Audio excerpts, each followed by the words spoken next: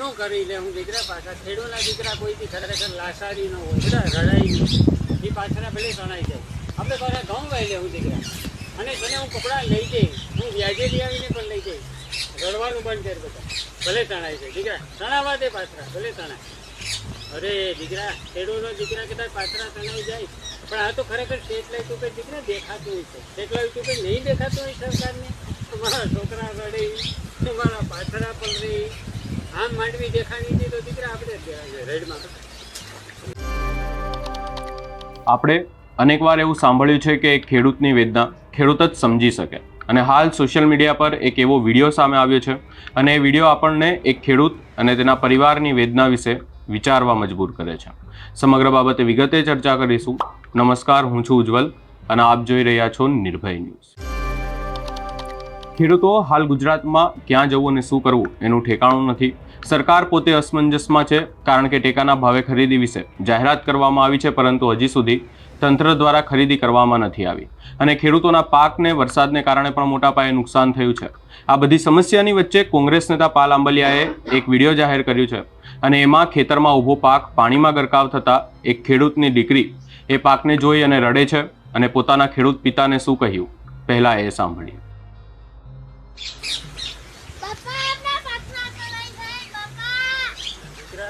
હવે એ કઈ નહીં હાથમાં રહી બેટા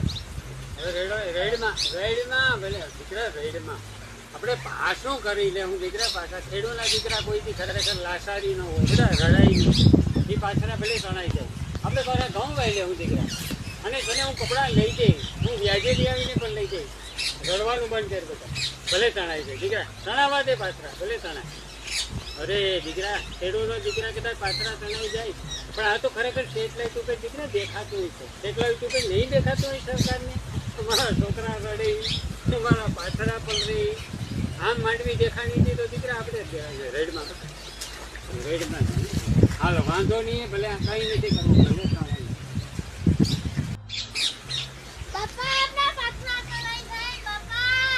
દીકરા હવે એ કંઈ નહીં હાથમાં રહી બેટા હવે રેડમાં ભલે દીકરા રેડમાં આપણે પાછું કરી લે હું દીકરા પાછા ખેડૂતના દીકરા કોઈથી ખરેખર લાસારી ન હોય બધા રડાઈ નહીં એ પાછળ ભલે તણાઈ જાય આપણે પાછા ઘઉં વાઈ લે હું દીકરા અને તને હું કપડાં લઈ જઈ હું વ્યાજે લઈ આવીને પણ લઈ જઈશ રડવાનું બંધ કર બધા ભલે તણાઈ જાય દીકરા તણાવા દે પાછળ ભલે તણાય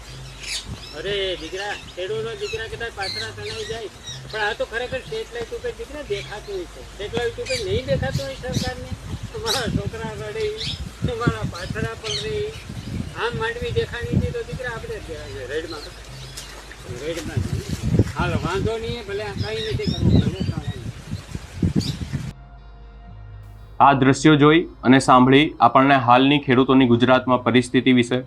તેમની વેદના વિશે તો ખબર પડી જ ગઈ હશે અને એમાં હજી પણ ખેડૂતને ક્યાંક ને ક્યાંક તંત્ર પર ભરોસો છે તંત્ર પાસે આશા છે અને ખેડૂત કહે છે કે બેટા આ વાત સરકાર સુધી પહોંચશે અને સરકાર આ જોશે અને સાંભળશે બીજી તરફ તંત્ર સામે ખેડૂતો વિરોધમાં છે મોટા પાયે વિરોધ કરવામાં આવી રહ્યો છે કારણ કે એકવાર ફરી ક્યાંક ને ક્યાંક સરકારને ખબર નથી પડી રહી કે ખેડૂતો માટે શું કરવું કારણ કે હજી લોકોને આની પહેલાં વળતર નથી મળ્યું હજી સુધી આના પહેલાંનું જે વળતર જાહેર કરવામાં આવ્યું હતું એ નથી આપવામાં આવ્યું એ વાતને લઈ પણ ખેડૂતો વિરોધ કરી રહ્યા છે બીજી તરફ ટેકાના ભાવે ખરીદી માટેની વાત કરવામાં આવી એમાં પણ ખેડૂતોને વિપક્ષે વિરોધ કર્યો ત્યારબાદ જ જે ખેડૂતોનું રજિસ્ટ્રેશન થયું એમનું થયું એના સિવાય સર્વર ડાઉન રહ્યું ત્યારબાદ સેટેલાઇટ ઇમેજમાં મગફળી ન જોવાતા અનેક ખેડૂતોના રજિસ્ટ્રેશન રદ કરવામાં આવ્યા ત્યારબાદ એવું કહેવામાં આવ્યું કે માત્ર 70 મણ મગફળી ટેકાના ભાવે ખરીદી કરવામાં આવશે એનો પણ વિરોધ થયો આ બધાની વચ્ચે પાલ આંબલિયા દ્વારા આ વિડીયો મૂકવામાં આવ્યો અને એવું પણ લાગી રહ્યું છે કે પોતે તંત્ર જ અસમંજસમાં છે કે કરવું શું